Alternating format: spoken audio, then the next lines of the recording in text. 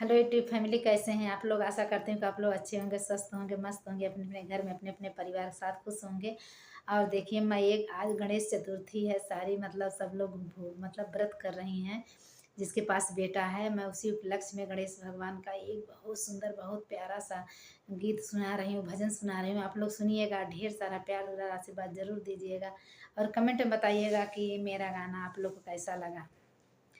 चला हो सखी चली शिव के भवनमा, चला हो सखी चली शिव के भवनमा, चला हो सखी चली शिव के भवनमा, चला हो सखी चली शिव के भवनमा, चला हो सखी चली शिव के भवनमा, चला हो सखी चली शिव के भवनमा, चला हो सखी चली शिव के भवनमा, चला हो सखी।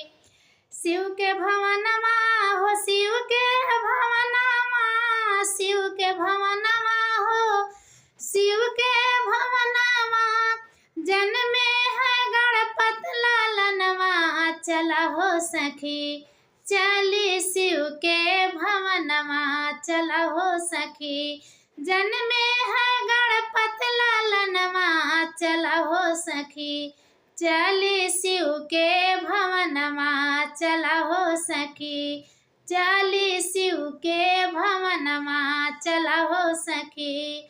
नाना हिमाचल जी मोतिया लुटा मैं, नाना हिमाचल जी मोतिया लुटा मैं, नानी जगह मैं सोहरवा, चला हो सखी चली, चला हो सखी चली, चला हो सखी चली शिव के भवनमा, चला हो सखी चली शिव के भवनमा, चला हो सखी।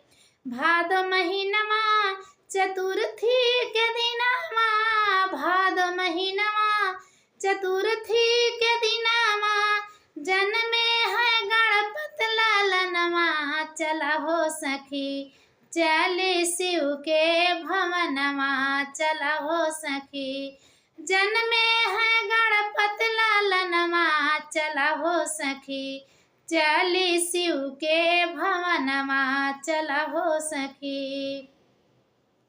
गेरुआ चंदन पाना बतासा, गेरुआ चंदन यो पान बतासा, घरे घरे होला पूजनमा, चला हो सखी चली शिव के भवनमा, चला हो सखी चली शिव के भवनमा, चला हो सखी चली शिव के भवनमा, चला हो सखी चली शिव के भवनमा, चला हो सखी चली शिव के भवनमा, चला हो सखी चली शिव के भवनमा, चला हो सखी।